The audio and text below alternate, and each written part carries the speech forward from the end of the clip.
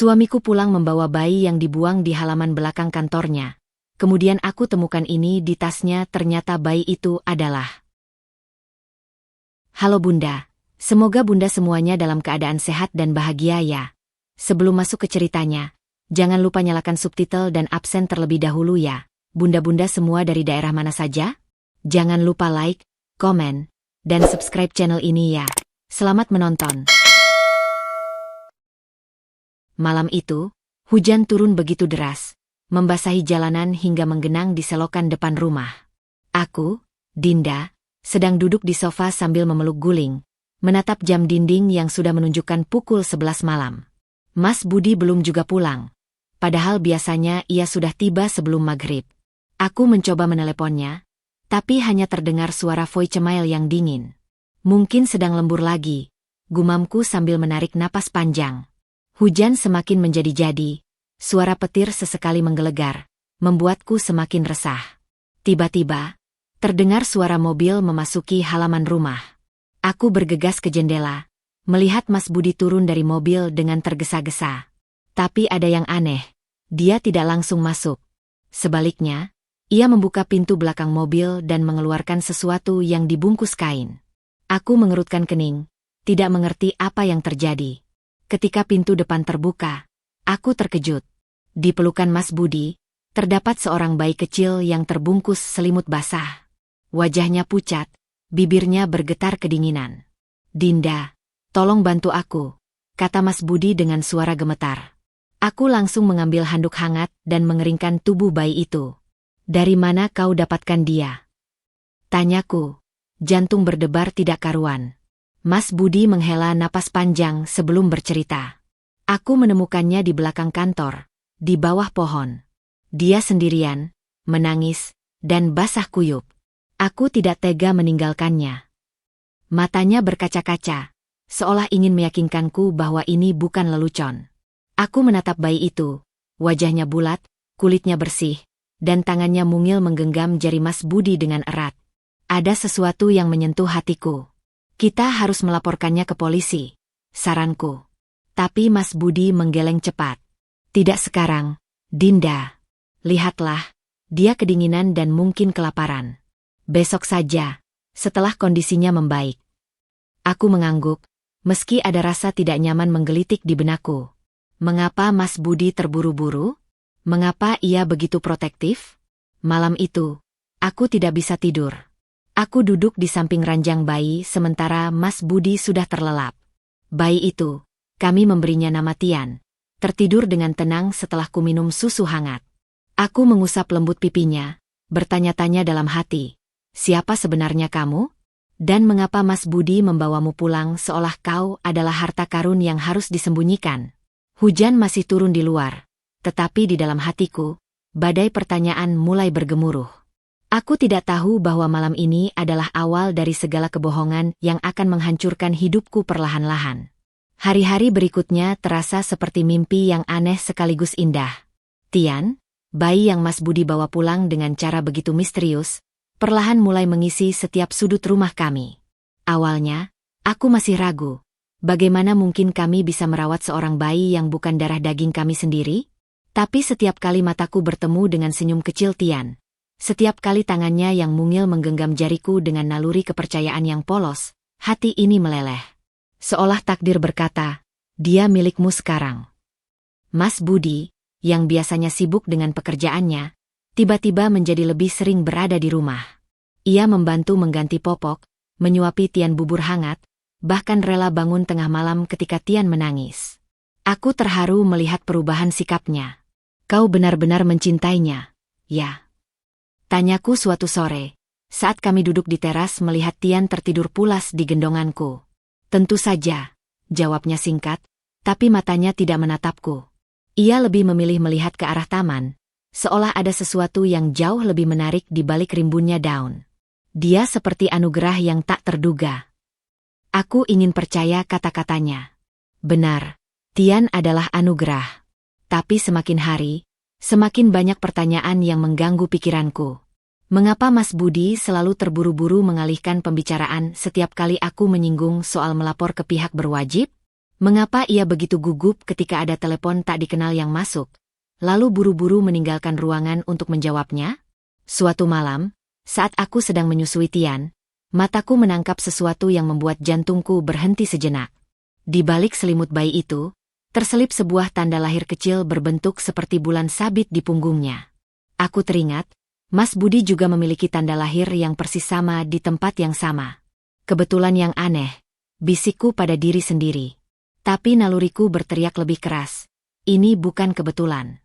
Aku mencoba mengusir pikiran buruk itu. Mungkin aku hanya terlalu lelah. Mungkin imajinasiku bermain-main karena kurang tidur. Tapi ketika aku melihat Mas Budi tertidur di sofa dengan wajah yang begitu tenang, sementara tangannya masih memegang erat mainan kerincingan Tian, aku tak bisa menahan pertanyaan yang paling menakutkan. Apakah Tian benar-benar bayi tak dikenal yang ditemukan di belakang kantor? Atau ada rahasia lain yang dengan sengaja disembunyikan suamiku dariku? Dan yang paling mengerikan, jika ini adalah kebohongan, seberapa besar lagi dusta yang telah ia tebarkan di antara kami? Malam itu, untuk pertama kalinya sejak kedatangan Tian, aku menangis dalam diam. Air mataku jatuh di atas kepala bayi itu, yang tetap tertidur nyenyak tanpa tahu bahwa ia telah menjadi pusat badai dalam rumah tangga kami. Minggu-minggu berlalu dengan ritme baru yang terbentuk di sekitar Tian. Bayi mungil itu telah menjadi pusat gravitasi rumah tangga kami, menarik semua perhatian dan energi kami ke orbitnya yang kecil. Namun di balik rutinitas yang tampak normal ini, bayangan kecurigaan terus menggelayuti pikiranku. Suatu malam yang gerimis, ketika aku sedang menimang-nimang Tian yang rewel karena tumbuh gigi, telepon Mas Budi berdering dengan getaran yang seolah penuh urgensi. Aku melihatnya menyentak dari kursi malasnya. Matanya melebar sebentar sebelum bergegas mengambil ponsel dari meja. Ini urusan kantor, bisiknya padaku sebelum melangkah cepat ke arah dapur, menutup pintu lipat di belakangnya. Aku berdiri di depan pintu dapur yang tertutup, dengan Tian masih merengek di gendonganku. Suara Mas Budi terdengar sayup-sayup, tapi cukup jelas untuk kudengar nada bicaranya yang tidak biasa. Sudah kubilang jangan telepon ke sini. Desisnya dengan suara tegang yang belum pernah kudengar sebelumnya. Aku akan atur semuanya, tapi jangan nekat seperti ini. Jantungku berdebar kencang. Tian merengek lebih keras, seolah merasakan ketegangan yang tiba-tiba memenuhi udara. Aku menepuk-nepuk punggungnya dengan gerakan mekanis, sementara seluruh perhatianku tertuju pada suara di balik pintu. Tidak, aku tidak bisa bertemu minggu ini. Dinda mulai curiga. Lanjut Mas Budi dengan suara semakin rendah. Tiba-tiba, langkah kaki mendekat ke arah pintu. Aku bergegas mundur beberapa langkah, berpura-pura sedang asyik menenangkan Tian ketika Mas Budi membuka pintu. Wajahnya yang biasanya tenang sekarang tampak pucat, dengan keringat dingin membasahi pelipisnya. Ada apa? Tanyaku, berusaha membuat suaraku terdengar biasa saja. Ah, tidak penting. Cuma masalah proyek yang molor. Jawabnya sambil menyeka dahinya dengan punggung tangan. Matanya tidak bisa bertemu dengan mataku, selalu bergerak ke segala arah seperti mencari sesuatu untuk difokuskan. Aku harus keluar sebentar. Ada dokumen penting yang harus diambil dari kantor. Pukul 11 malam, tanyaku tidak percaya. Tian sekarang sudah tenang di gendonganku. Matanya yang bulat menatap Mas Budi dengan ekspresi polos yang kontras dengan ketegangan di antara kami. Mas Budi sudah memakai jaketnya dengan gerakan terburu-buru. Aku akan cepat kembali, janjinya sambil mencium keningku dengan cepat. Ketika bibirnya menyentuh kulitku, aku bisa merasakannya gemetar. Jangan tunggu aku tidur. Pintu depan tertutup dengan suara berdecit yang familiar. Aku berdiri di tengah ruang keluarga yang tiba-tiba terasa sangat besar dan kosong, dengan Tian yang mulai mengantuk di pelukanku. Di luar, hujan mulai turun lagi. Butir-butir air mengetuk jendela seperti jari-jari tak kasat mata yang mencoba masuk. Malam itu, untuk pertama kalinya, aku tidak langsung menidurkan Tian setelah dia tertidur. Aku duduk di tepi ranjang kami, memandangi telepon genggam di tanganku. Sebagian diriku ingin membuka ponsel Mas Budi, menelusuri panggilan terakhirnya, mencari tahu kebenaran yang jelas-jelas disembunyikannya. Tapi bagian lain dari diriku, yang masih mencintainya, yang masih berharap ini semua salah paham, menghentikanku. Ketika jarum jam menunjukkan pukul 2 pagi dan Mas Budi masih belum pulang, aku berbaring di tempat tidur dengan Tian di sampingku. Bayi itu bernapas dengan tenang. Wajahnya yang polos bersinar dalam cahaya lampu tidur yang redup. Di tengah semua kebingungan dan ketakutan ini, satu hal yang aku tahu pasti. Apapun rahasia yang disembunyikan Mas Budi, Tian tidak bersalah dalam semua ini. Dan ketika akhirnya aku tertidur, mimpi buruk datang menghantuiku. Mimpi tentang seorang wanita tanpa wajah yang terus memanggil nama Tian dengan suara yang mendayu-dayu. Sementara Mas Budi berdiri di antara kami dengan tangan terkepal dan mata penuh kebohongan. Waktu terus bergulir. Namun kehangatan yang dulu mengisi rumah kami perlahan memudar seperti kabut di pagi hari. Mas Budi, yang awalnya begitu perhatian pada Tian, mulai berubah menjadi sosok asing yang jarang ku kenali. Dahulu, dia selalu pulang tepat waktu, dengan senyum lebar dan tangan penuh hadiah kecil untuk Tian. Mainan kerincingan, baju bayi dengan motif binatang, atau sebotol susu formula merek baru yang katanya lebih bergizi. Sekarang, jam-jam panjang di kantor menjadi alasan rutinnya. Dan setiap kali aku menanyakan pekerjaan apa yang begitu menyita waktunya, jawabannya selalu samar. Proyek baru, Dinda. Kau tak akan mengerti. Aku mencoba memahami. Mungkin dia sedang stres dengan pekerjaan. Mungkin beban finansial setelah kedatangan Tian membuatnya harus bekerja lebih keras. Tapi naluriku terus berbisik bahwa ada yang tidak beres. Terlalu sering aku menangkapnya melirik ponsel dengan tatapan waspada. Jari-jarinya mengetik cepat sebelum segera mematikan layar begitu aku mendekat. Terlalu sering dia menghindari pertanyaanku tentang dokumen pengasuhan Tian yang seharusnya sudah kami urus sejak lama. Nanti saja, Dinda. Birokrasi di Indonesia rumit, katanya, sambil menepuk pundakku seperti aku adalah anak kecil yang perlu dihibur. Malam-malam yang dulu kami habiskan bersama, bermain dengan Tian, menonton film, atau sekadar bercerita tentang hari kami, kini berubah menjadi keheningan yang tegang. Mas Budi lebih sering loket di ruang kerjanya, dan ketika aku mengantarkan teh hangat atau makan malam, tanpa fail aku akan mendengarnya sedang berbisik-bisik di telepon. Suaranya begitu pelan, tapi cukup keras untuk kudengar nada mendesaknya. Aku sudah bilang, jangan nekat datang ke sini. Suatu sore, ketika aku sedang memandikan Tian di bak kecilnya, air mata tanpa sadar mengalir di pipiku. Bayi itu menatapku dengan mata bulatnya yang jernih, seolah bertanya mengapa wajah ibunya basah. Tidak apa-apa, sayang, bisikku, mengusap air mataku dengan punggung tangan yang basah. Mama hanya lelah. Tapi Tian, dengan naluri murninya, meraih jemari tanganku dan menekannya ke pipinya yang montok, seolah ingin mengatakan, aku di sini, Mama. Di saat-saat seperti itu, aku bertanya pada diri sendiri, haruskah aku mengkonfrontasi Mas Budi? Haruskah aku memaksanya berbicara jujur tentang apa yang sebenarnya terjadi? Tapi setiap kali niat itu muncul, bayangan Tian yang tertidur pulas di kamarnya menghentikanku. Aku takut gemuruh pertengkaran kami akan membangunkannya. Aku takut pertanyaan-pertanyaanku akan meruntuhkan tembok rapuh yang menopang keluarga kecil kami. Dan yang paling aku takuti, jika kebenaran itu lebih menyakitkan dari yang bisa kubayangkan, akankah aku kuat menghadapinya? Jadi aku memilih diam. Aku memilih tersenyum ketika Mas Budi pulang larut malam dengan bau parfum yang tidak kukenal. Aku memilih mengangguk ketika dia beralasan harus pergi di akhir pekan untuk meeting dadakan. Aku memeluk Tian lebih erat setiap kali rasa kesepian itu datang, karena dalam diam, aku mulai menyadari satu kebenaran pahit. Mungkin Tian bukan satu-satunya bayi dalam kehidupan Mas Budi. Dan jika dugaan itu benar, maka segala kebahagiaan kami selama ini hanyalah ilusi, sebuah sandiwara yang terlalu lama kami pentaskan tanpa menyadari bahwa tirai itu sudah mulai tersibak. Hari itu dimulai seperti hari-hari biasa lainnya, dengan kesibukan mengurus Tian yang kini sudah mulai aktif merangkak ke segala penjuru rumah. Namun, takdir sepertinya telah menyiapkan sebuah kejutan yang akan mengubah segalanya.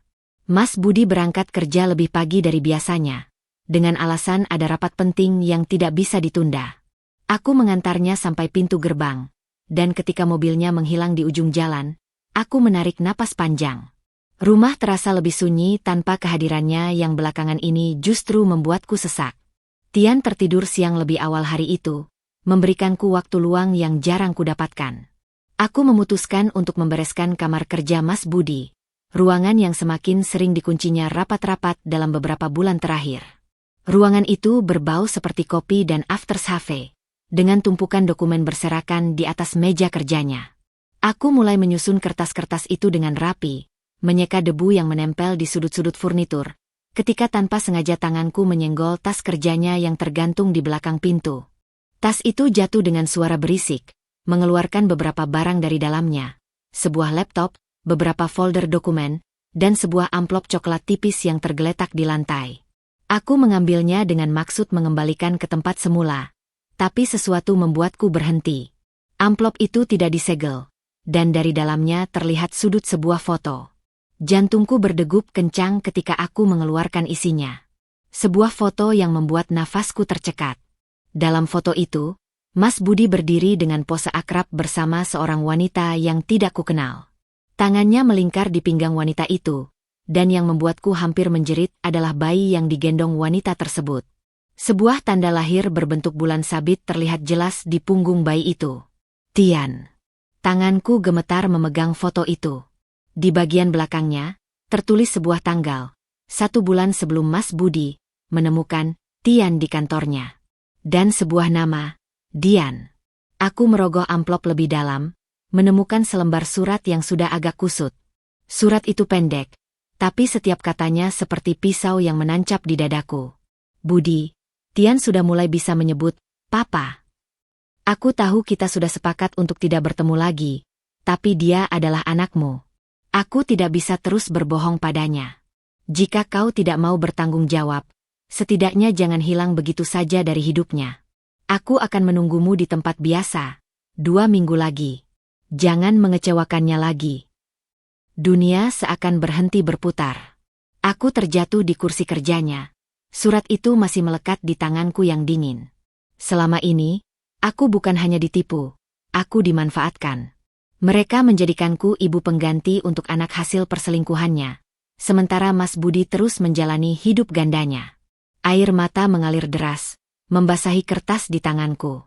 Tiba-tiba, semua tanda-tanda yang kulihat selama ini menjadi jelas.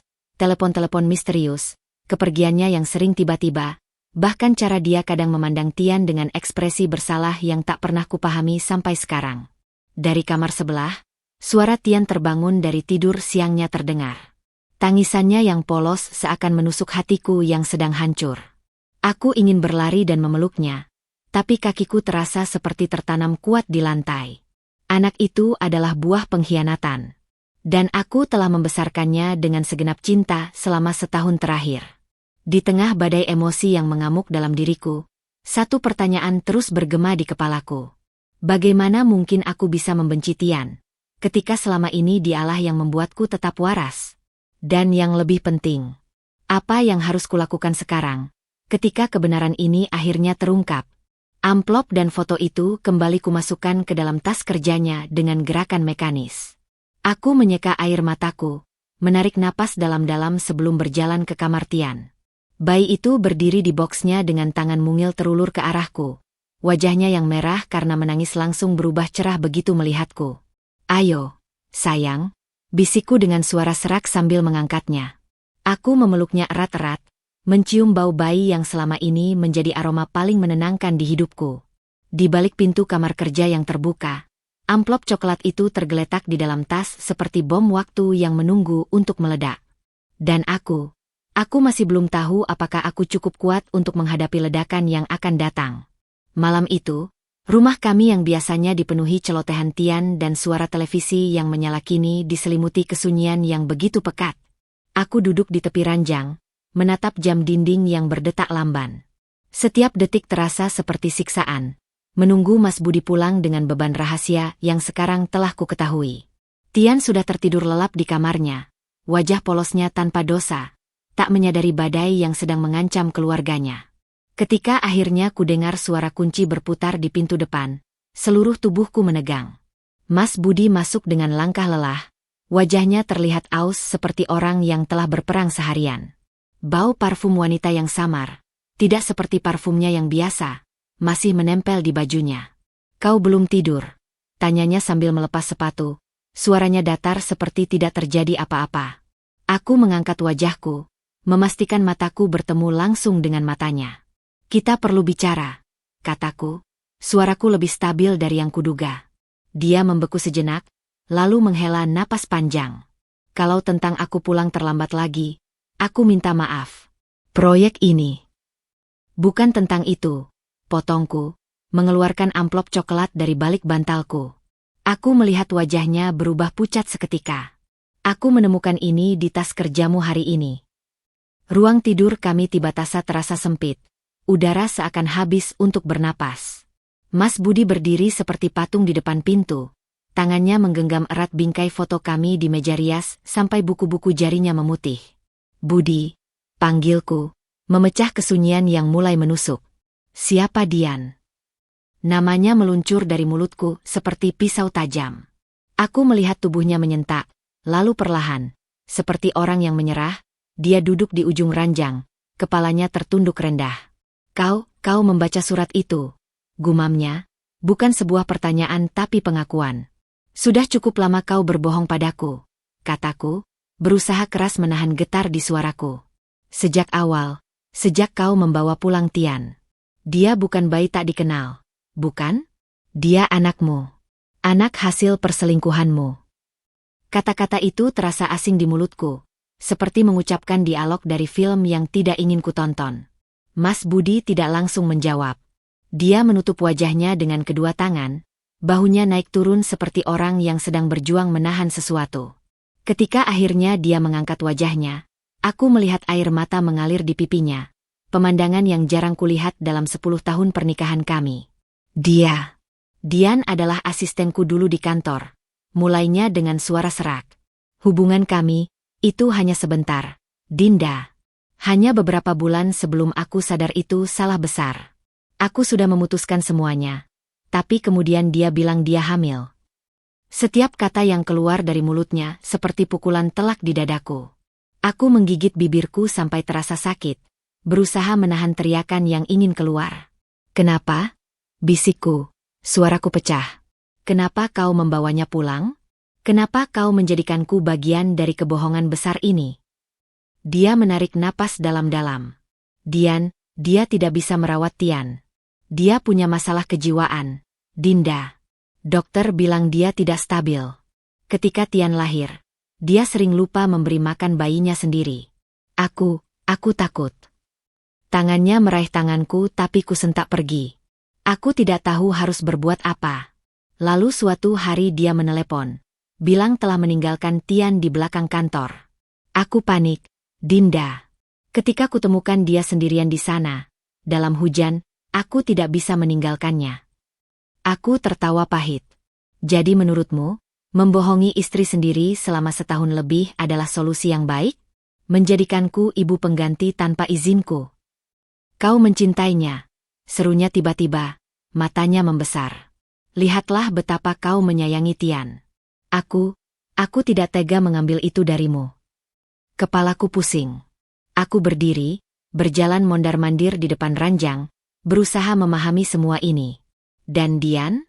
Apakah kau masih berhubungan dengannya?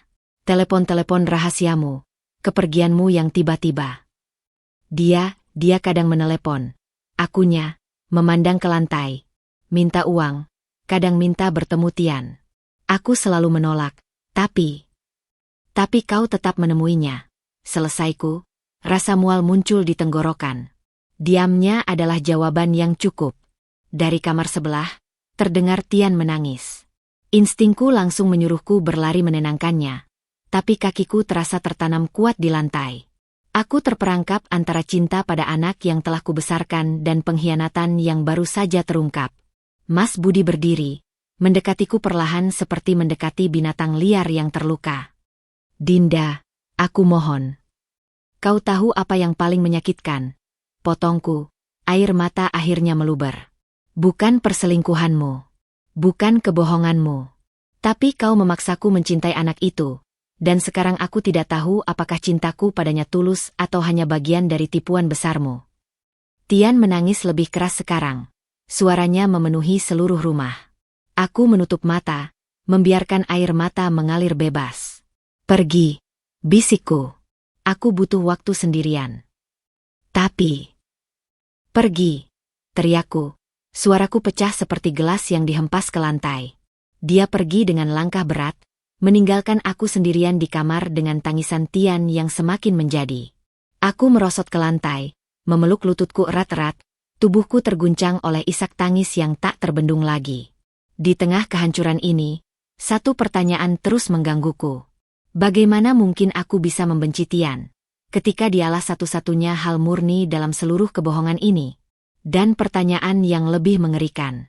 Akankah aku bisa memaafkan Mas Budi, ketika setiap kata-katanya selama ini ternyata dusta? Tangisan Tian yang tak kunjung reda akhirnya memaksaku berdiri. Dengan langkah gontai, aku berjalan ke kamarnya, kamar yang telah kudekorasi dengan penuh cinta, untuk anak yang bahkan bukan darah dagingku. Ketika kulihat wajahnya yang merah karena menangis, tangan mungilnya yang menggapai-gapai ke arahku, hatiku hancur berkeping-keping. Aku mengangkatnya, menempelkan wajahku yang basah oleh air mata ke dadanya yang kecil. Tidak apa-apa, sayang, bisikku di antara isak tangis. Mama di sini. Dan di saat itu, aku tahu, tidak peduli apapun yang terjadi antara aku dan Mas Budi, tidak peduli betapa dalam lukanya pengkhianatan ini, aku tidak akan pernah bisa berhenti mencintai anak ini. Tapi apakah cinta saja cukup untuk menyelamatkan kami semua? Hari-hari setelah pengakuan Mas Budi terasa seperti berjalan dalam kabut. Setiap pagi aku bangun dengan perasaan kosong, memandangi langit-langit kamar seolah mencari jawaban yang tidak pernah ada. Tian, yang polos dan tak menyadari apapun, tetap menjadi cahaya kecil dalam kegelapanku. Aku masih membangunkannya dengan pelukan, masih menyuapinya dengan sabar, masih meninabobokannya dengan nyanyian lembut. Tetapi setiap kali matanya yang bulat menatapku dengan penuh kepercayaan, dadaku sesak oleh pertanyaan yang tak terjawab. Bagaimana mungkin sesuatu yang begitu murni lahir dari sebuah pengkhianatan? Mas Budi berusaha keras memperbaiki segalanya. Dia pulang tepat waktu, membawa makanan favoritku, bahkan mulai mencuci piring tanpa ku minta. Tapi setiap kali tangannya menyentuhku, kulitku seperti terbakar oleh ingatan akan kebohongannya. Kami tidur di ranjang yang sama, tapi terpisah oleh jurang pengkhianatan yang terlalu dalam untuk diseberangi. Suatu sore, ketika aku sedang menjemur pakaian di belakang rumah, telepon genggamku berdering. Nomor tak dikenal. Halo, ini Dian. Suara di seberang sana terdengar datar, tapi ada getaran aneh di baliknya. Aku ibu kandung Tian. Dunia seakan berhenti berputar. Jemuran di tanganku jatuh ke tanah, membawa serta semua pakaian kecil Tian yang baru saja kucuci. Aku tahu Budi sudah bilang padamu tentang aku. Lanjutnya sebelum sempat ku berkata apapun. Aku hanya ingin bertemu anakku. Hanya sekali saja. Aku menekan telepon itu ke telinga lebih kuat, seolah takut kehilangan satu kata pun. Kenapa sekarang? Kenapa setelah setahun lebih kau baru muncul? Suasana hening sejenak sebelum akhirnya dia menjawab. Suaranya tiba-tiba berubah getir. Karena Budi janji akan memberiku uang untuk pengobatanku, tapi dia malah memutus semua kontak. Aku sakit, Dinda. Aku butuh itu untuk operasi. Setiap katanya seperti pukulan baru. Aku bersandar ke dinding, kakiku terasa lemas. Operasi? Uang? Berapa banyak lagi kebohongan Mas Budi yang belum terungkap? Aku perlu berpikir. Akhirnya kukatakan sebelum menutup telepon. Malam itu, ketika Mas Budi pulang dengan senyum palsu dan bungkusan martabak kesukaanku, aku langsung menghadapinya. Dian meneleponku hari ini. Wajahnya berubah pucat. Martabak di tangannya jatuh ke meja dengan suara plop. Dia bilang apa? Apa janjimu padanya, Budi? Tentang uang untuk operasi. Dia menghela napas panjang, lalu duduk di kursi dengan tubuh lemas seperti boneka yang talinya putus. Aku memang berjanji membantunya secara finansial sebagai ganti hak asuh Tian. Tapi proyek terakhirku gagal, Dinda. Aku tidak punya uang sebanyak itu. Apa kau menyadari bahwa kau tidak hanya membohongi dia, tapi juga aku? Kau membuatku membesarkan anak hasil perselingkuhanmu sambil menyembunyikan bahwa ibunya masih hidup dan membutuhkan bantuan. Suaraku semakin tinggi, tapi segera kuredam ketika melihat bayangan kecil Tian berdiri di pintu kamar. Mama. Papa, you okay? Suara kecilnya yang sudah berumur hampir 2 tahun itu membuat kami berdua menoleh. Mas Budi langsung berlutut, membuka tangannya untuk memeluk Tian. Tidak, sayang. Papa dan Mama hanya sedang berdiskusi. Tapi Tian malah berlari ke pelukanku. Wajahnya menyembunyikan diri di balik bajuku. Aku memeluknya erat, mencium bau bayi yang masih melekat di rambutnya. Di atas kepalanya yang kecil, mataku bertemu dengan mata Mas Budi yang penuh penyesalan. Di saat itulah aku menyadari sesuatu yang mengerikan. Aku tidak bisa membenci Tian, tapi aku juga tidak bisa memaafkan Mas Budi. Dan yang lebih buruk, Dian, wanita yang selama ini kulihat sebagai ancaman, ternyata korban lain dari jaringan kebohongan suamiku. Ketika malam tiba dan Tian sudah tertidur, aku duduk di teras rumah, menatap bintang-bintang yang seakan berkedip sinis padaku. Mas Budi berdiri di belakang, tapi tidak berani mendekat. Aku akan menemui Dian, kataku tiba-tiba, memecah kesunyian. Dinda, tunggu. Bukan untukmu, Budi. Bukan juga untukmu. Aku menoleh, memastikan mataku bertemu dengannya. Aku melakukannya untuk Tian. Karena dia berhak tahu ibunya. Karena aku tidak ingin menjadi bagian dari kebohonganmu lagi. Angin malam berhembus, membawa serta daun-daun kering yang bergemerisik di halaman. Di dalam rumah, Tian tertidur pulas, tidak menyadari bahwa besok, hidupnya mungkin akan berubah selamanya. Dan aku masih belum tahu apakah yang kulakukan ini benar. Tapi satu hal yang pasti, aku tidak akan lagi membiarkan kebohongan Mas Budi menentukan hidup kami. Pagi itu, udara terasa lebih berat dari biasanya.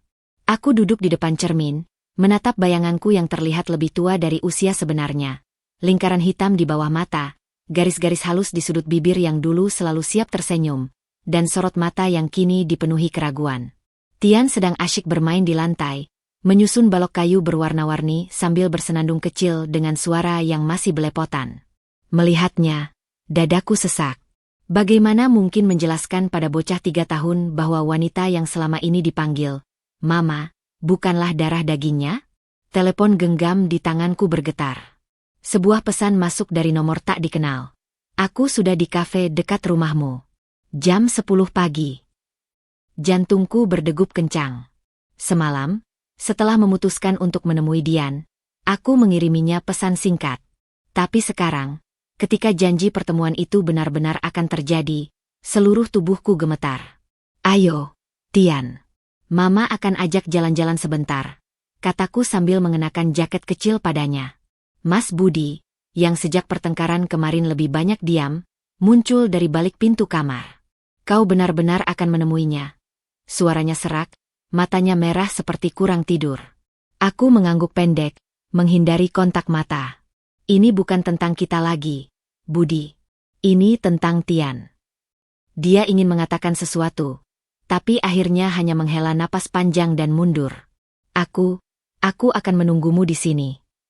Kafe itu hanya 10 menit dari rumah kami, tempat biasa yang sering kudatangi dengan Tian, tapi hari ini terasa asing dan menakutkan. Begitu masuk, mataku langsung menangkap sosok perempuan duduk di sudut paling belakang. Rambut hitam lurus, tubuh mungil, dan tatapan gelisah yang terus mengarah ke pintu. Dian. Perlahan aku melangkah mendekat, menggenggam erat tangan Tian yang sedang asyik mengemut biskuit. Wanita itu langsung berdiri ketika melihat kami, matanya membesar saat menatap Tian, seperti melihat hantu dari masa lalu. Dinda, suaranya kecil, hampir seperti bisikan. Aku mengangguk, lalu memandang Tian yang kini bersembunyi di balik pahaku, malu-malu melihat orang asing. Ini Tian, kataku, suaraku lebih stabil dari yang kuduga. Dian jatuh berlutut, tangannya gemetar ingin menyentuh Tian tapi berhenti di tengah jalan. Dia sudah besar, ucapnya, suaranya pecah. Tian mengangkat wajahnya, memandang Dian dengan rasa penasaran khas anak-anak. Siapa itu, Mama? Pertanyaan sederhana itu seperti pisau yang menancap di dadaku. Aku melihat air mata mengalir di pipi Dian, tapi dia cepat-cepat menghapusnya dengan punggung tangan. Aku teman Mama, jawab Dian dengan suara serak sebelum aku bisa berkata apapun. Kami duduk di meja itu selama hampir 1 jam. Dian bercerita dengan suara terputus-putus tentang diagnosis kanker payudara stadium awal yang diterimanya setahun lalu, tentang janji Mas Budi yang ternyata kosong, tentang keputusannya untuk menyerahkan Tian karena merasa tidak akan mampu merawatnya dengan kondisi kesehatannya. Aku tidak menyangka Budi akan membohongimu juga, katanya, menatapku dengan penyesalan. Aku kira kau tahu segalanya, bahwa kau dengan ikhlas mau merawat Tian. Tian, yang bosan duduk diam, mulai merengek minta pulang. Aku mengangkatnya ke pangkuanku, menyuapinya sisa biskuit sambil mencerna semua yang baru saja kudengar. Apa yang kau inginkan sekarang? Akhirnya kutanyakan, menatap langsung ke mata Dian. Dia menunduk, jarinya memutar-mutar gelas kopi yang sudah dingin. Aku hanya ingin melihatnya sesekali. Tidak perlu sering. Dan suaranya semakin kecil. Aku butuh uang untuk operasi. Di pangkuanku, Tian tertawa riang ketika seekor burung hinggap di jendela dekat kami. Suaranya yang polos dan cerah begitu kontras dengan beratnya percakapan ini. Aku menarik napas dalam-dalam. Aku tidak bisa menjanjikan uang, Dian. Tapi Tian berhak tahu ibunya. Wajahnya berbinar sejenak sebelum kembali muram. Aku mengerti. Terima kasih sudah mau menemuiku, dan sudah merawatnya dengan baik. Ketika kami berpisah di depan kafe, Dian sempat mencium kening Tian yang bingung, lalu berbisik padaku, kau ibu yang lebih baik untuknya daripada aku. Pulang ke rumah, langkahku terasa ringan sekaligus berat. Mas Budi langsung menyambut di teras, wajahnya penuh kecemasan. Bagaimana pertemuannya? Aku melepas sepatu Tian dengan gerakan pelan, memberinya waktu untuk memikirkan jawaban. Kau tahu, Budi, akhirnya kukatakan sambil menatapnya, ternyata dalam semua kebohonganmu, ada satu hal yang benar. Apa itu? Bahwa Tian memang perlu diselamatkan. Aku mengangkat wajah, memastikan dia melihat ketegasan di mataku. Tapi bukan dari Hujan. Dari ayahnya sendiri yang pengecut. Mas Budi terpana. Mulutnya terbuka tapi tidak ada kata yang keluar. Aku berjalan melewatinya, membawa Tian yang sudah mengantuk ke kamarnya. Di balik pintu kamar yang tertutup, aku menatap Tian yang mulai tertidur di tempat tidurnya. Jari kecilnya masih menggenggam erat bajuku, seperti takut kehilangan. Aku mungkin bukan ibunya yang sebenarnya, tapi cintaku padanya sangat nyata. Dan untuk pertama kalinya sejak semua kebohongan ini terbongkar, aku merasa tenang. Karena sekarang, aku tahu persis apa yang harus dilakukan. Untuk Tian, untuk diriku sendiri, dan bahkan untuk Dian. Sementara di luar pintu, Mas Budi tetap berdiri kaku, menyadari bahwa istananya yang dibangun dari kebohongan akhirnya runtuh sepenuhnya. Kafe itu telah menjadi saksi bisu pertemuan kami yang pertama. Tapi pertemuan kedua terjadi di sebuah ruang konsultasi rumah sakit kecil di pinggiran kota. Aku menyetir sendiri, dengan Tian duduk manis di kursi belakang sambil asyik menonton video lagu anak-anak di tabletnya. Seminggu setelah pertemuan dengan Dian, aku menerima telepon dari seorang dokter. Dian telah dirawat karena komplikasi dari kankernya, dan dia memintaku untuk datang. Rumah sakit itu lebih kecil dan lebih sederhana daripada yang kubayangkan. Bau desinfektan bercampur dengan aroma obat-obatan menyergap begitu aku melangkah masuk. Perawat di meja informasi mengarahkanku ke kamar nomor 17 di lantai 2. Tian berlari kecil di depanku. Tas ransel dinosaurus kesayangannya terayun-ayun di punggungnya yang mungil. Ketika pintu kamar terbuka, pemandangan yang menyedihkan menyambutku. Dian terbaring lemah di tempat tidur. Wajahnya yang dulu cantik sekarang pucat dan cekung.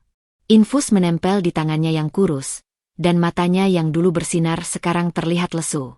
Tapi saat melihat Tian, cahaya kecil muncul kembali di dalamnya. Kamu benar-benar datang, bisiknya, suaranya serak. Aku mengangguk, lalu mendorong Tian pelan ke depan. Ini Tian, sayang. Ini, teman Mama.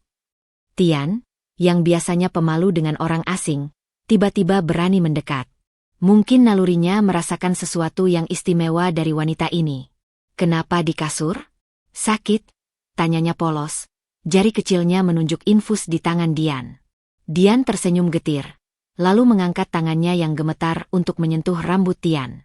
Iya, sayang. Tante sakit sedikit. Aku duduk di kursi plastik di samping tempat tidur, menyaksikan interaksi aneh sekaligus mengharukan ini. Dokter yang datang kemudian menjelaskan kondisi Dian. Kankernya sudah stadium 2, dan dia membutuhkan operasi segera. Masalahnya, kata dokter itu dengan suara rendah saat mengajakku keluar kamar sebentar. Dia tidak punya biaya. Asuransinya tidak mencukupi, dan dia tidak punya keluarga yang bisa membantu. Aku menoleh ke dalam kamar, di mana Tian sekarang sedang asyik menunjukkan mainan mobil-mobilannya pada Dian.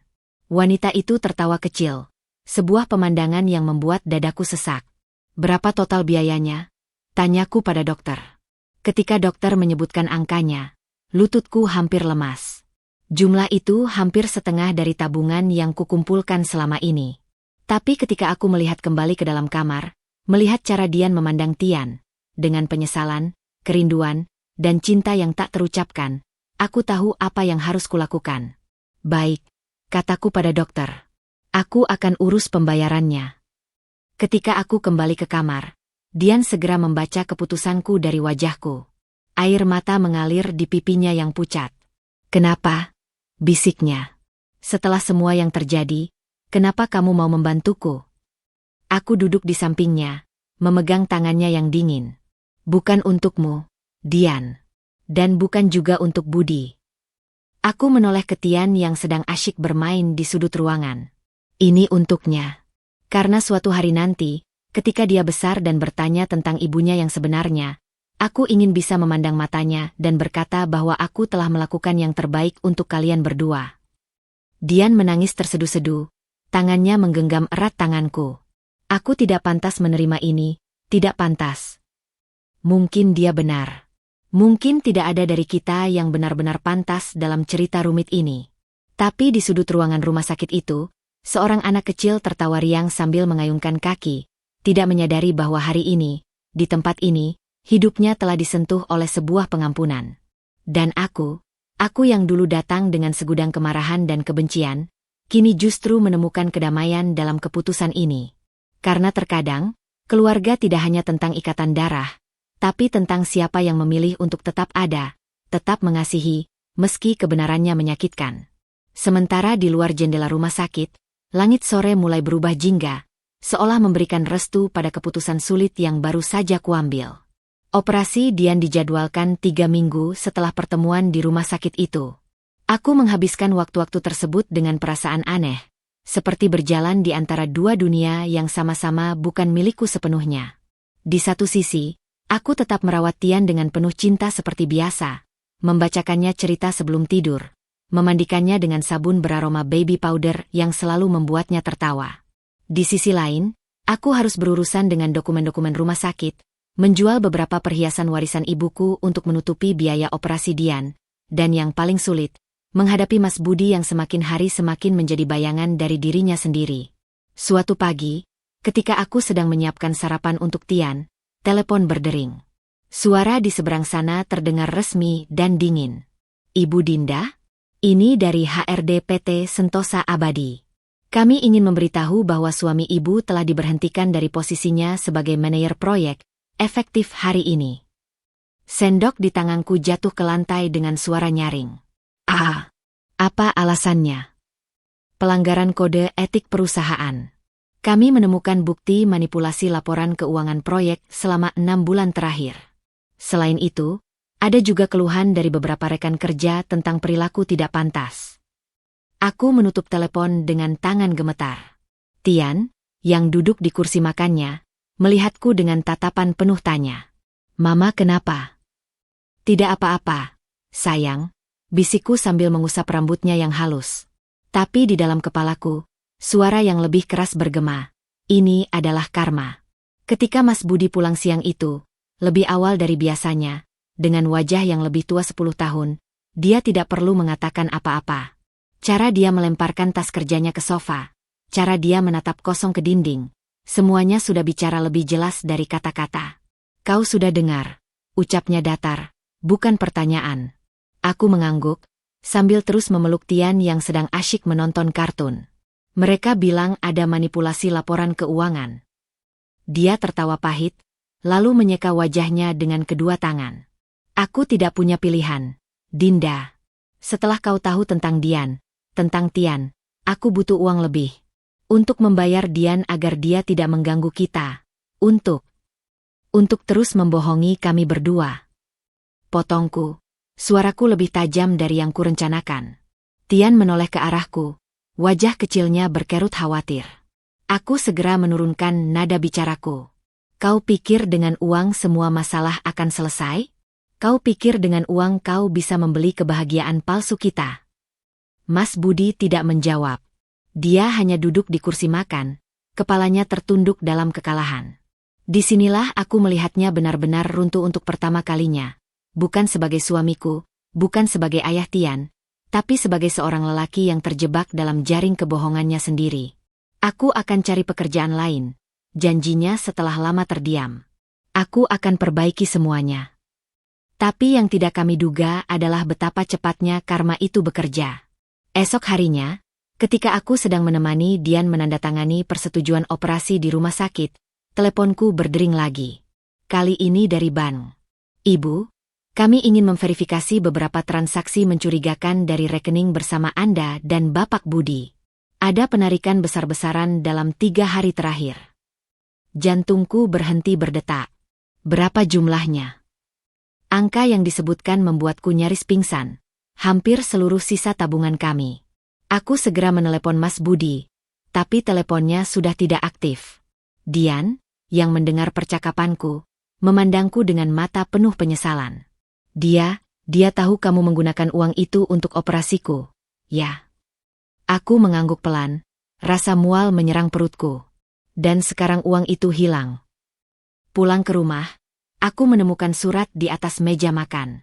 Tulisan Mas Budi yang biasanya rapi sekarang berantakan seperti coretan orang gila. Dinda, aku tidak pantas mendapat pengampunanmu. Aku pergi dulu. Aku harus menyelesaikan ini sendiri. Jaga baik-baik Tian. Dan seperti itu, dalam 1 minggu, hidupku berubah drastis. Suamiku menghilang membawa uang kami, pekerjaannya hilang, dan aku tertinggal sendirian merawat anak yang bukan darah dagingku sambil membantu mantan selingkuhan suamiku yang sedang sakit. Tapi yang paling aneh dari semuanya, di tengah kekacauan ini, aku justru merasa lebih tenang daripada selama setahun terakhir. Karena sekarang, akhirnya, aku tahu kebenaran yang utuh. Dan kebenaran, betapapun pahitnya, ternyata lebih ringan daripada kebohongan. Sementara di sudut ruangan, Tian tertawa riang mengejar bola kecilnya, tidak menyadari bahwa hari ini, hidupnya telah kehilangan seorang ayah, tapi mungkin, justru menemukan seorang ibu yang lebih kuat dari sebelumnya. Malam itu, hujan turun dengan derasnya, menciptakan suara gemuruh yang konstan di atap rumah. Aku duduk di sofa, menatap dokumen tagihan rumah sakit yang tersebar di atas meja kopi, sementara Tian asyik bermain puzzle di karpet. Sejak Mas Budi pergi seminggu yang lalu, rumah ini terasa lebih besar, lebih sunyi, dan lebih berat. Tapi anehnya, juga lebih jujur. Tian tiba-tiba mengangkat kepalanya. Matanya yang besar berkedip-kedip penuh pertanyaan. Mama, Papa pulang kapan? Suaranya yang polos itu seperti pisau yang menyayat dadaku. Ini pertanyaan kelima kalinya hari ini. Aku menarik napas dalam-dalam, lalu turun dari sofa dan duduk bersamanya di karpet. Sayang, Mama harus bicara serius dengan kamu, kataku, mencoba menenangkan gemetar di suaraku. Tian langsung menangkap perubahan nada bicaraku. Puzzle di tangannya diletakkan perlahan. Wajahnya menjadi serius seperti bisa dilakukan oleh anak berusia 3,5 tahun. Papa tidak akan pulang dalam waktu lama. Aku mulai, berusaha mencari kata-kata yang tepat. Bagaimana menjelaskan pengkhianatan, kebohongan, dan kompleksitas hubungan manusia pada seorang anak kecil? Kenapa? Papa marah sama Tian. Matanya mulai berkaca-kaca. Oh tidak, sayang, tidak seperti itu. Aku menariknya ke dalam pelukan. Papa punya masalah yang harus diselesaikan sendiri. Tapi Tian, yang semakin hari semakin pintar, tidak bisa dibohongi begitu saja. Tadi Tian dengar Mama ngomong di telepon.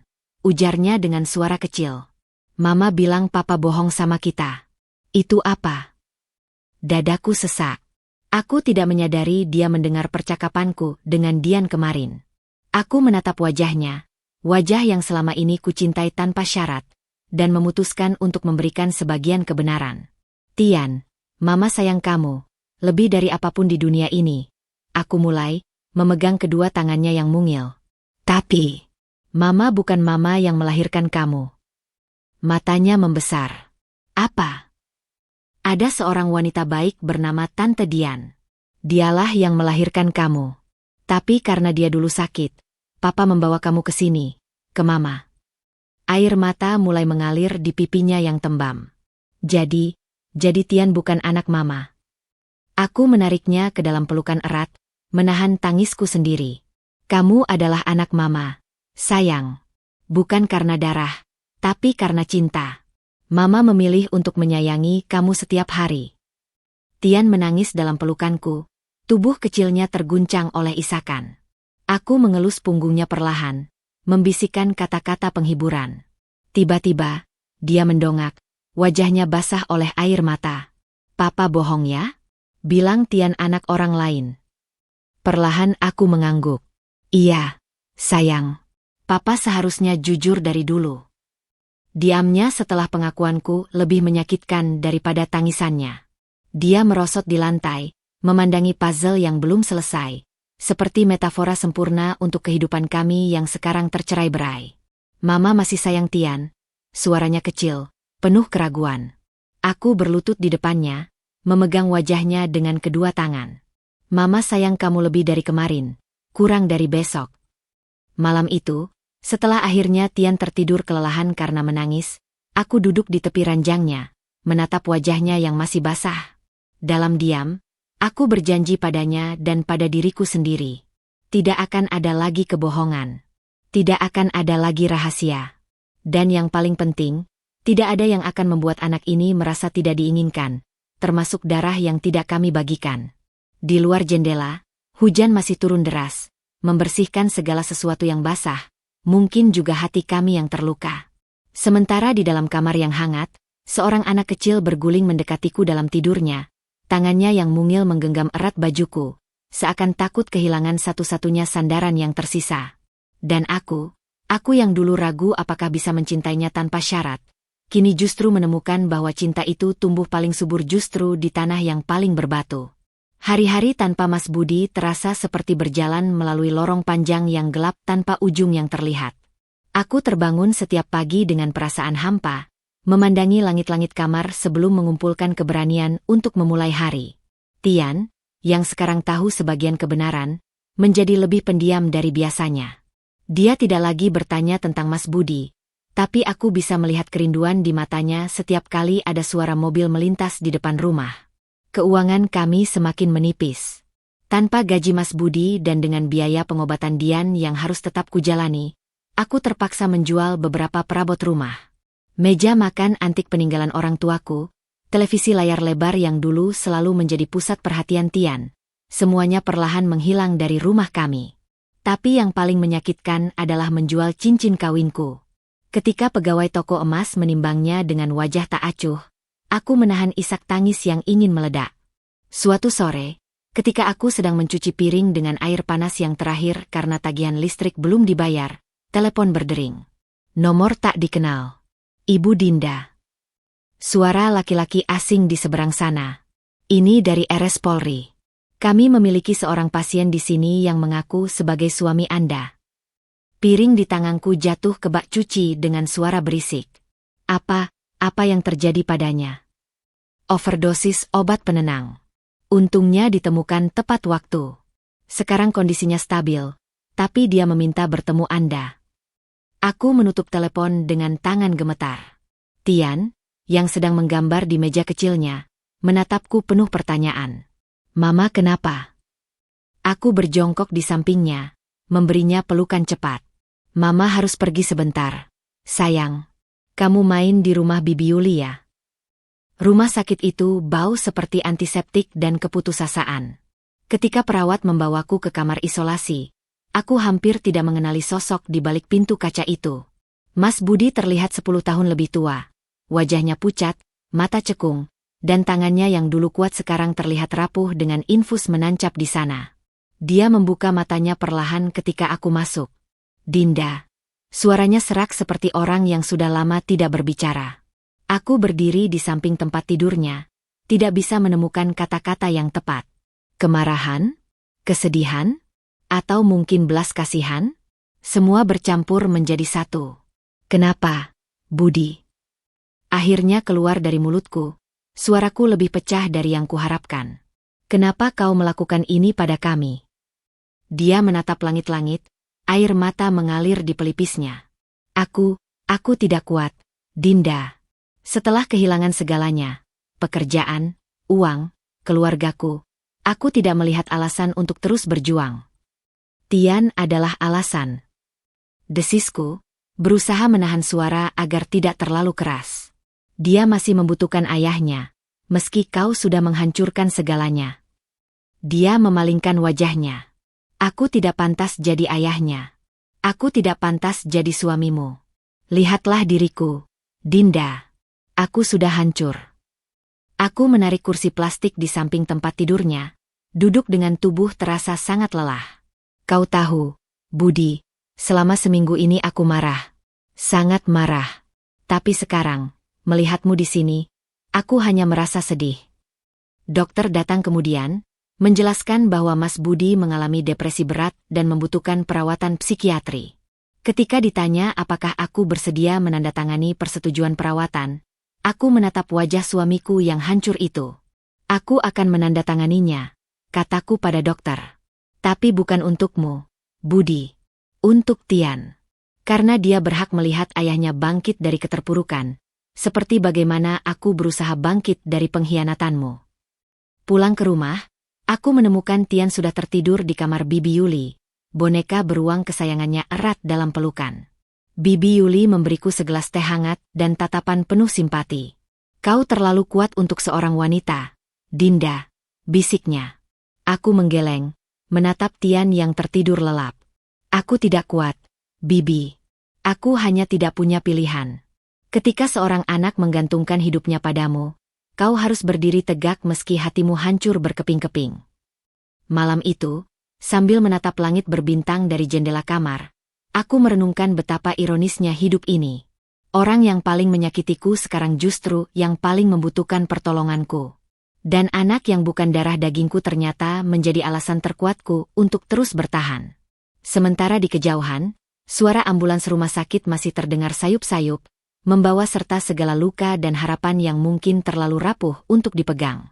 Pagi itu, sinar matahari menyelinap melalui tirai jendela kamar Tian, menari-nari di atas selimut bergambar dinosaurus favoritnya.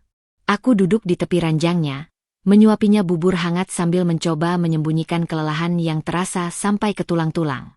Seminggu sudah sejak Mas Budi dirawat di rumah sakit jiwa, dan hidup kami berjalan dalam ritme baru yang pahit namun harus dijalani. Tiba-tiba, bel pintu berbunyi. Tian langsung mengangkat kepala, matanya bersinar. Papa pulang. Hatiku teriris mendengar harapan kecil dalam suaranya. Bukan, sayang. Mama yang buka pintu dulu ya. Yang mengejutkanku, di balik pintu berdiri Dian. Wajahnya masih pucat tapi lebih segar dari terakhir kali kami bertemu. Rambutnya yang dulu panjang sekarang pendek setelah kemoterapi. Yang lebih mengejutkan, dia tidak sendirian. Seorang wanita parubaya dengan wajah tegas berdiri di sampingnya, memegang sebuah tas dokumen. Dinda, maaf datang tanpa kabar, ucap Dian dengan suara kecil. Ini Ibu Siska, pengacaraku. Perutku langsung mual. Pengacara. Ini pasti tentang Tian. Dengan usaha keras untuk tetap tenang, aku mempersilakan mereka masuk. Tian, yang mendengar suara asing, berlari ke ruang tamu. Matanya membesar melihat Dian. Halo, Tian, sapa Dian lembut, tangannya gemetar ingin menyentuh tapi ragu. Tian bersembunyi di balik pahaku. Ini Tante Dian, sayang. Yang kemarin Mama ceritakan, bisikku sambil mengelus rambutnya. Wanita pengacara itu langsung mengambil alih pembicaraan. Ibu Dinda, kami datang untuk membicarakan hak asuh Tian. Dunia seakan berhenti berputar. Aku memeluk Tian lebih erat, seperti khawatir dia akan direnggut saat itu juga. Apa maksudmu? Dian cepat-cepat menyela. Bukan seperti yang kamu pikirkan, Dinda. Aku hanya ingin punya hak untuk bertemu Tian secara resmi. Bukan mengambilnya darimu. Ibu Siska mengeluarkan dokumen dari tasnya. Tuan Budi sebagai ayah biologis telah menandatangani persetujuan ini sebelum dirawat. Dian hanya ingin pengakuan hukum sebagai ibu kandung, dengan hak berkunjung yang diatur pengadilan. Aku mengambil dokumen itu dengan tangan gemetar. Tian, yang merasa ketegangan di udara, mulai merengek minta digendong. Aku mengangkatnya, mencium keningnya untuk menenangkan kami berdua. Kau tahu, Dian, ucapku perlahan, aku sudah menjual perhiasan ibuku untuk operasimu. Aku merawat Tian selama 3,5 tahun dengan segenap cinta. Dan sekarang kau datang dengan pengacara.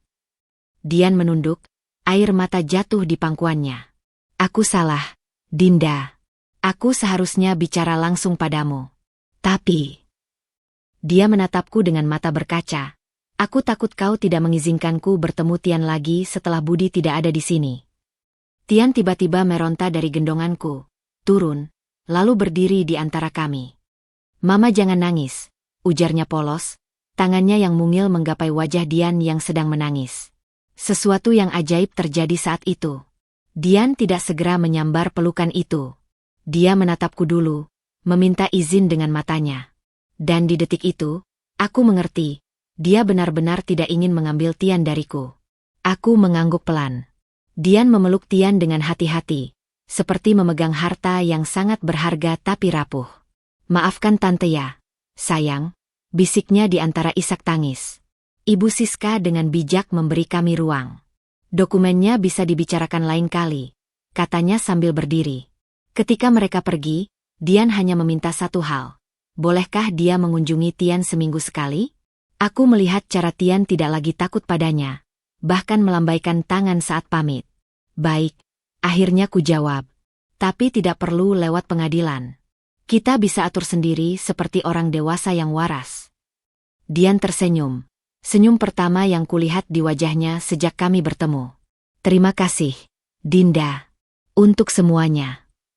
Malam itu, setelah Tian tertidur, aku duduk di teras rumah memandangi bintang. Aku berpikir tentang betapa rumitnya hidup ini, tentang bagaimana aku sekarang berbagi hak asuh anak dengan mantan selingkuhan suamiku, tentang bagaimana justru di tengah kehancuran pernikahanku, aku menemukan sekutu tak terduga. Dian bukan musuhku. Musuh kita adalah kebohongan yang ditenun Mas Budi. Dan sekarang, ketika kebenaran akhirnya terungkap, mungkin, hanya mungkin, kita bisa mulai membangun sesuatu yang lebih jujur untuk Tian. Sementara di dalam rumah, Tian tertidur pulas dengan boneka beruang kesayangannya, tidak menyadari bahwa hari ini, hidupnya telah mendapatkan satu orang lagi yang akan mencintainya tanpa syarat. Udara di ruang sidang Pengadilan Negeri Jakarta Selatan terasa pengap meski AC bekerja keras. Aku duduk di bangku hijau tua yang keras, memeluk erat Tian yang mengenakan baju kemeja kecil berwarna biru, pakaian terbaik yang masih tersisa di lemari kami. Di sebelahku, seorang pengacara muda bernama Rendra yang kuhubungi melalui bantuan lebih tampak sibuk menyusun dokumen. Kita punya posisi kuat, Bu, bisiknya meyakinkan. Ibu sudah mengasuh Tian selama hampir 4 tahun, punya bukti kemampuan finansial sebelumnya, dan yang paling penting, ikatan emosional yang jelas. Aku mengangguk, tapi mataku tertuju pada pintu di seberang ruangan. Dian baru saja masuk dengan pengacaranya, diiringi seorang wanita parubaya yang ternyata adalah ibunya, nenek kandung Tian. Perutku mulas melihat mereka. Ini bukan lagi sekadar pertemuan dua wanita yang terikat oleh seorang anak. Ini adalah pertarungan hukum yang akan menentukan masa depan bocah kecil di pangkuanku. Hakim yang baik, pengacara Dian mulai berbicara dengan suara lantang. Klien saya hanya ingin pengakuan resmi sebagai ibu kandung, dengan hak berkunjung yang diatur pengadilan. Kami tidak bermaksud mengganggu pengasuhan Ibu Dinda selama ini. Rendra langsung menyergap. Jika demikian, mengapa tidak diselesaikan secara kekeluargaan? Mengapa harus sampai ke pengadilan? Ibunya Dian tiba-tiba berdiri, wajahnya merah oleh kemarahan. Karena kami tidak percaya lagi. Anak saya sudah menderita cukup lama karena ulah Budi dan keluarganya. Tian yang mendengar suara tinggi langsung ketakutan. Wajahnya menyembuh di dadaku. Mama, aku mau pulang, rengeknya dengan suara kecil. Hakim mengetuk palu. Harap tenang. Anak kecil tidak pantas melihat orang dewasa bertengkar seperti ini. Dian menarik ibunya duduk, lalu berdiri dengan wajah penuh penyesalan. Maaf, Yang Mulia. Ibu saya hanya emosional. Sebenarnya, saya hanya ingin ada kepastian hukum. Matanya beralih padaku. Dinda, aku sungguh tidak ingin merebut Tian darimu. Tapi aku butuh jaminan bahwa suatu hari nanti, aku tidak akan tiba-tiba dilarang bertemu anakku sendiri. Aku menatapnya lama, mencari kepalsuan dalam matanya, tapi yang kutemukan hanya ketakutan yang sama seperti yang kurasakan. Ketakutan kehilangan seorang anak. Rendra mengeluarkan dokumen terakhir dari tasnya. Yang mulia, kami memiliki pernyataan dari RSJ tempat Tuan Budi dirawat. Kondisinya tidak stabil dan tidak disarankan memiliki hak asuh saat ini. Ruangan senyap. Aku melihat Dian terkejut. Ternyata dia tidak tahu tentang kondisi Mas Budi. Budi di rumah sakit jiwa. Bisiknya, wajahnya pucat. Hakim menghela napas. Persidangan ini ditunda 2 minggu. Saya sarankan kedua pihak melakukan mediasi. Anak ini butuh kedamaian, bukan pertikaian. Keluar dari ruang sidang, Tian langsung berlari ke taman kecil di depan pengadilan. Aku dan Dian berdiri saling berhadapan. Di antara kami terbentang hampir 4 tahun kebohongan dan 1 kebenaran yang menyakitkan. Kami berdua mencintai anak yang sama. Aku tidak tahu tentang Budi, ucap Dian pelan. Aku juga tidak tahu banyak hal, jawabku sama pelannya. Dia menatap Tian yang sedang asyik mengejar kupu-kupu di taman. Dia sangat mirip Budi waktu kecil. Aku mengikuti pandangannya. Tapi kepribadiannya lebih seperti kau, peka dan keras kepala. Senja mulai turun, menyapu halaman pengadilan dengan cahaya jingga. Dian tiba-tiba mengulurkan tangan. Gencatan senjata? Untuk Tian. Aku memandang tangannya, lalu Tian yang tertawa riang di kejauhan. Perlahan, kuambil tangan itu. Untuk Tian. Tapi di tengah gencatan senjata ini, satu pertanyaan masih menggantung di udara. Ketika semua perang selesai, seperti apa bentuk keluarga kami yang baru?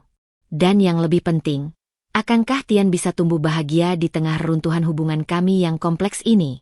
Sementara di kejauhan, Tian berteriak gembira karena berhasil menangkap kupu-kupu imajinasinya.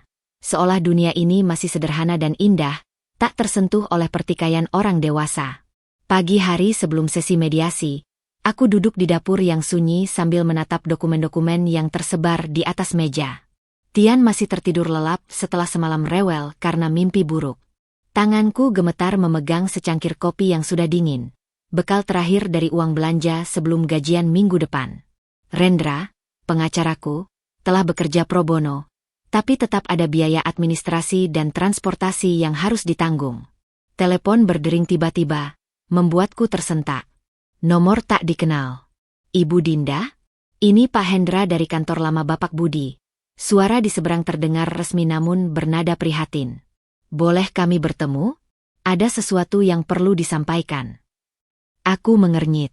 Selama ini, rekan kerja Mas Budi selalu menjaga jarak sejak skandal korupsinya terungkap. Kafe tempat kami bertemu sederhana namun nyaman.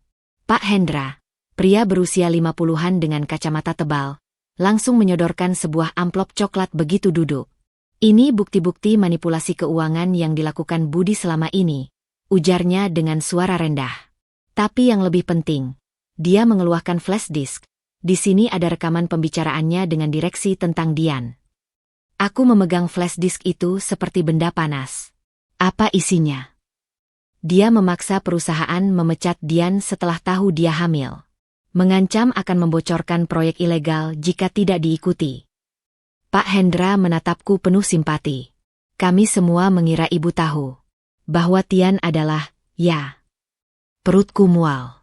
Jadi bukan hanya perselingkuhan. Mas Budi sengaja menghancurkan hidup Dian. Kenapa sekarang baru bicara? Tanyaku, berusaha menahan amarah. Karena melihat ibu berjuang sendirian untuk Tian. Jawabnya jujur. Dan anak itu tidak boleh menjadi korban lagi. Pulang ke rumah, dengan hati berat aku memutar rekaman itu. Suara Mas Budi yang dingin memenuhi ruangan. Pastikan Dian tidak bisa dapat kerja di perusahaan manapun. Buat dia terpojok sampai rela menggugurkan kandungannya. Aku mematikan rekaman itu, tubuhku menggigil. Tian yang sedang bermain puzzle di lantai tiba-tiba mengangkat kepala. Mama kenapa? Aku memeluknya erat-erat, menahan isak. Tidak apa-apa. Sayang, Mama hanya sedih. Jangan sedih, bisiknya sambil menepuk punggungku seperti biasa kulakukan padanya. Nanti Tian bikinin Mama jus jeruk. Di tengah kehancuran ini, ada satu hal yang semakin jelas. Mas Budi bukan korban. Dia dalang dari semua penderitaan ini. Dan sekarang, aku punya senjata untuk memastikan Tian tidak pernah jatuh ke tangannya lagi. Saat mediasi di pengadilan esok harinya, suasana tegang langsung terasa. Pengacara Dian membuka dengan tuntutan hak asuh bersama. Ketika giliranku, aku mengeluarkan flash disk. Yang mulia, sebelum melanjutkan, saya mohon izin memperdengarkan ini. Rekaman itu mengguncang ruangan. Dian menangis histeris. Baru kali ini dia tahu alasan sebenarnya dipecat dulu. Bahkan mediator pengadilan terlihat tersentak. Dengan ini, Rendra berbicara tegas. Jelas Tuan Budi tidak layak memiliki hak asuh. Dan klien saya, yang selama 3 tahun merawat Tian dengan penuh cinta tanpa tahu kebenaran, adalah pihak paling dirugikan. Dian tiba-tiba berdiri. Saya menarik tuntutan saya, ujarnya dengan suara bergetar. Saya hanya ingin bisa tetap bertemu Tian. Tanpa syarat. Ibunya Dian protes keras, tapi Dian bersikeras. Ini bukan tentang kita, Ibu. Ini tentang apa yang terbaik untuk Tian. Hakim akhirnya memutuskan, hak asuh penuh tetap padaku, dengan hak kunjungan Dian 2 minggu sekali. Yang tak terduga, Dian malah memelukku erat setelah putusan dibacakan. Maafkan aku, Dinda. Aku tidak tahu sejahat itu dia. Di tengah ruang sidang yang riuh, kami berdua, wanita yang seharusnya bermusuhan, justru bersatu dalam satu misi, melindungi Tian dari bayangan Mas Budi. Pulang ke rumah, Tian yang polos bertanya, Mama sekarang temenan sama Tante Dian. Aku mengelus rambutnya. Iya, sayang. Karena kita semua menyayangi kamu. Malam itu, untuk pertama kalinya dalam setahun terakhir, aku bisa tidur dengan perasaan ringan. Kebenaran memang menyakitkan, tapi hanya dengan itulah kita bisa benar-benar mulai sembuh. Sementara di rumah sakit jiwa, Mas Budi mungkin sedang bermimpi tentang keluarga yang dihancurkannya sendiri, tanpa menyadari bahwa di luar sana, kami justru mulai membangun sesuatu yang baru dari reruntuhan yang ditinggalkannya. Hujan turun deras ketika aku menerima telepon dari rumah sakit jiwa tempat Mas Budi dirawat. Suara perawat di seberang sana terdengar pilu. Ibu Dinda, suami ibu mengalami gangguan psikotik akut.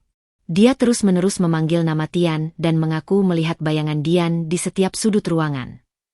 Aku menatap Tian yang sedang asyik bermain puzzle di lantai. Wajahnya yang polos berkeriut penuh konsentrasi mencocokkan kepingan kayu berwarna-warni. 5 bulan sudah sejak putusan pengadilan, dan hidup kami berangsur menemukan ritmenya yang baru. Dian rutin mengunjungi setiap akhir pekan, membawa Tian ke taman atau sekedar membacakan buku cerita di teras rumah. Apakah kondisinya membaik? Tanyaku, mencoba menekan getar di suaraku. Secara fisik stabil, tapi secara psikologis, perawat itu terdengar ragu. Dia terus menyalahkan diri sendiri. Mengatakan telah menghancurkan segalanya. Ketika aku mengunjungi rumah sakit jiwa keesokan harinya, pemandangan yang menyedihkan menyambutku. Mas Budi duduk terpaku di kursi roda di ruang observasi. Matanya kosong menatap dinding putih. Rambutnya yang dulu selalu rapi sekarang acak-acakan dan beruban. Ketika matanya menangkap kehadiranku, ada kilatan kesadaran yang singkat. Dinda. Suaranya parau seperti orang yang sudah lama tidak berbicara. Aku minta maaf. Aku duduk di kursi plastik di sampingnya, menatap wajah orang yang dulu kukasihi ini. Sekarang hanya bayangan dari dirinya sendiri. Untuk apa tepatnya, Budi? Untuk berselingkuh? Untuk membohongi kami bertiga? Atau untuk merusak hidup Dian? Dia menggapai-gapai tangannya yang gemetar. Ingin menyentuhku tapi aku mundur perlahan. Untuk semuanya. Air mata mengalir di pipinya yang kini keriput. Aku bermimpi tentang Tian setiap malam.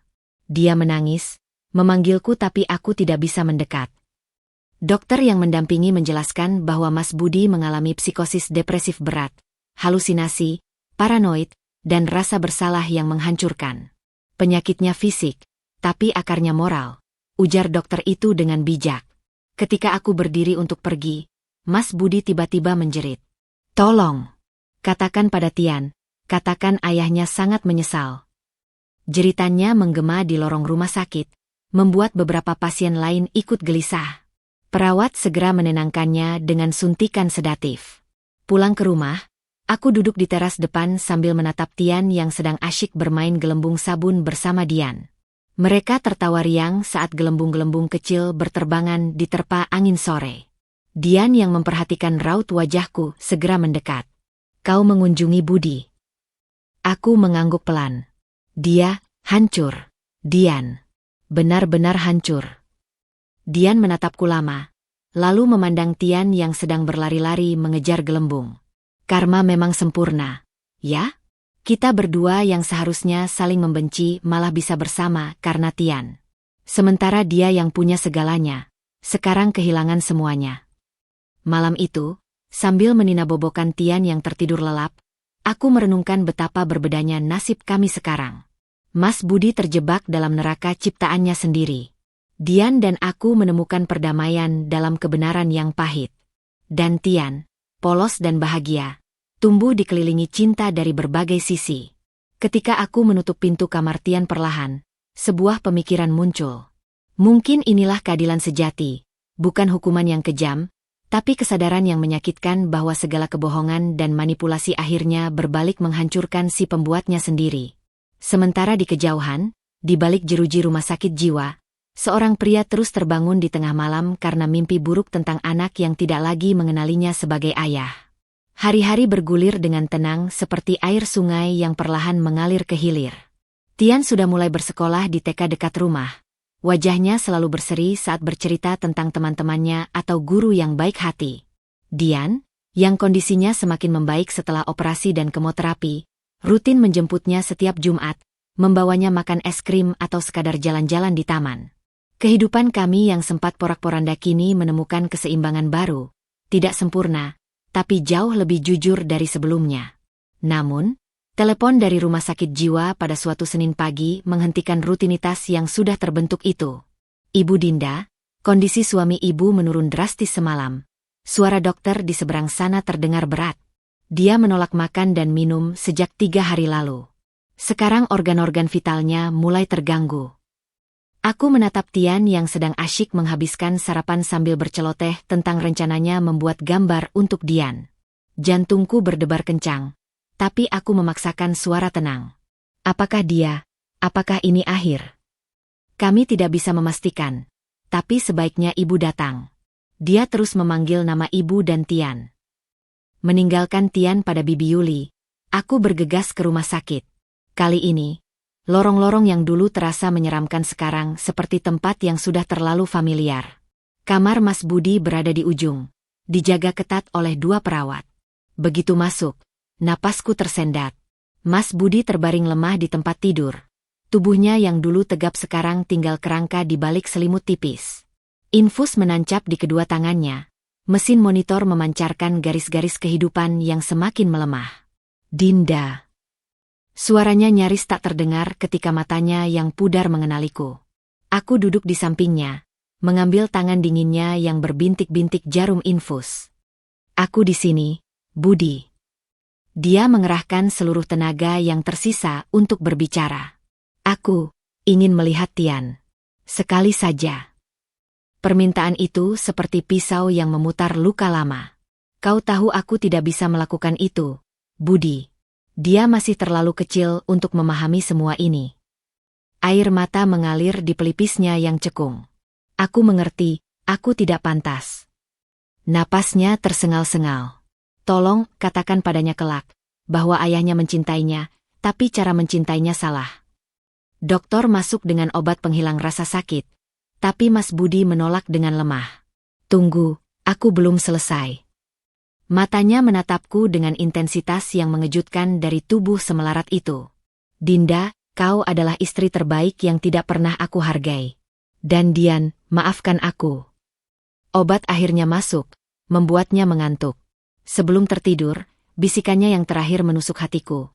Aku bermimpi tentang kita bertiga, di taman, seperti keluarga sejati. Aku menunggu sampai napasnya teratur, lalu keluar dengan langkah gontai. Di ruang tunggu, seorang psikolog rumah sakit menghampiriku. Kondisi suami ibu unik, katanya sambil menyerahkan segelas air. Secara medis seharusnya masih bisa bertahan lebih lama, tapi sepertinya dia memilih untuk menyerah. Pulang ke rumah, aku menemukan Tian sedang asyik menggambar di meja kecilnya. Mama, lihat. Aku gambar kita bertiga, Mama, Tian, dan Tante Dian. Kertas itu dihiasi 3 figur sederhana berdiri berpegangan tangan di bawah matahari kuning. Ada satu figur kecil di pojok, seekor kucing, mungkin. Tapi entah mengapa, mataku tertarik pada ruang kosong di antara aku dan Tian dalam gambarnya. Kenapa ada jarak di sini, sayang?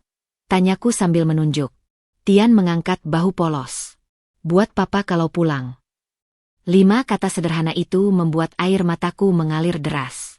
Aku memeluknya erat-erat, mencium bau bayi yang masih melekat di rambutnya meski usianya sudah 4 tahun lebih. Dia masih menyimpan tempat untuk seorang ayah yang mungkin tidak akan pernah pulang. Malam itu, sambil menatap bintang dari jendela kamar Tian, aku merenungkan ironi hidup. Mas Budi sekarat dalam penyesalan, merindukan keluarga yang dihancurkannya sendiri. Dian dan aku menemukan persahabatan tak terduga dalam puing-puing hubungan yang gagal. Dan Tian, dengan kebijaksanaan murni seorang anak, masih menyimpan cinta untuk semua orang dalam hidupnya, tanpa syarat. Ketika aku akhirnya tertidur, mimpiku anehnya tenang, tentang sebuah taman yang indah, di mana 3 orang dewasa dan seorang anak kecil tertawa bersama di bawah matahari hangat. Dan dalam mimpi itu, tidak ada yang terluka. Tidak ada yang ditinggalkan. Tidak ada yang harus memilih sisi. Hanya sebuah keluarga, dalam bentuknya yang paling tidak konvensional, tapi mungkin justru paling tulus. Kabut pagi masih menyelimuti kompleks pemakaman ketika aku berdiri di depan batu nisan sederhana bertuliskan nama Mas Budi. Tian memegang erat tanganku dengan satu tangan, sementara tangan lainnya menggenggam setangkai bunga krisan putih, pilihannya sendiri saat kami melewati penjual bunga di gerbang pemakaman. Dia tidak akan sakit lagi di surga, ya, Mama? Tanyanya dengan suara kecil yang nyaris hilang tertiup angin pagi. Aku berjongkok, menyamakan tinggi kami. Tidak lagi, sayang. Sekarang Papa tenang. Dian yang berdiri di sampingku meletakkan tangan di pundakku. Ketiga kami membentuk lingkaran kecil di depan makam itu, sebuah gambar yang pasti aneh bagi orang luar. Istri, mantan selingkuhan, dan seorang anak yang mencintai kami berdua. Beberapa minggu setelah pemakaman, surat wasiat Mas Budi dibuka. Aku terkejut mengetahui bahwa dia meninggalkan sedikit tabungan yang tersisa untuk Tian. Uang yang tidak cukup untuk mengubah hidup kami, tapi cukup sebagai modal kecil untuk masa depannya. Yang lebih mengejutkan, ada surat khusus untuk Dian dan aku, berisi pengakuan dan permintaan maaf yang lebih jujur dari yang pernah diucapkannya semasa hidup. Aku menyia-nyiakan cinta kalian berdua, dan memanfaatkan Tian sebagai alat untuk kebohonganku. Tapi satu hal yang benar dalam hidupku adalah keberadaannya. Anak yang membawa kebaikan untuk semua orang kecuali diriku sendiri. Membaca kata-kata itu, aku akhirnya bisa melepaskan semua beban yang kubawa selama ini. Bukan memaafkan sepenuhnya, tapi berdamai dengan masa lalu yang sudah tidak bisa diubah. Kini, setahun setelah kepergian Mas Budi, hidup kami menemukan irama baru. Dian telah sembuh total dari kankernya dan membuka usaha catering kecil-kecilan. Aku mulai bekerja sebagai editor lepas, sebuah pekerjaan yang bisa kulakukan dari rumah sambil mengurus Tian. Setiap akhir pekan, kami berkumpul di rumahku atau di apartemen kecil Dian, kadang memasak bersama, kadang sekadar menonton film sambil Tian tertidur di antara kami. Suatu sore di akhir pekan, ketika Dian sedang membantu Tian mengerjakan PR menggambar, aku memperhatikan mereka dari dapur. Tian yang sekarang sudah kelas 1 SD itu serius mendengarkan setiap nasihat Dian. Wajahnya berkerut dalam konsentrasi yang sama persis seperti ekspresi Dian saat memotong sayuran. Aku mau gambar kita bertiga plus kucing kalau nanti kita adopsi, ujar Tian antusias pada Dian. Dian tersenyum, menepuk kepala Tian. Kita harus minta izin Mama dulu. Tanpa menunggu diminta, Tian berlari ke dapur dan memelukku dari belakang. Boleh kan, Ma? Nanti kucingnya aku yang urus. Aku menoleh, melihat harapan di matanya yang besar. Mata yang dulu pertama kali memikatku saat Mas Budi membawanya pulang sebagai bayi tak dikenal. Boleh saja. jawabku sambil mengacak rambutnya. Asal kamu yang bersih-bersih kandangnya. Tian berteriak gembira dan berlari kembali ke Dian. Berseru bahwa rencana, keluarga besar, mereka bisa segera terwujud. Di teras rumah, sambil menyeruput teh hangat, aku merenungkan perjalanan panjang kami. Dari kebohongan yang meruntuhkan segalanya, kami bangkit membentuk sesuatu yang lebih kuat. Bukan keluarga dalam definisi tradisional, tapi ikatan yang dibangun di atas kejujuran dan pilihan sadar untuk saling mencintai.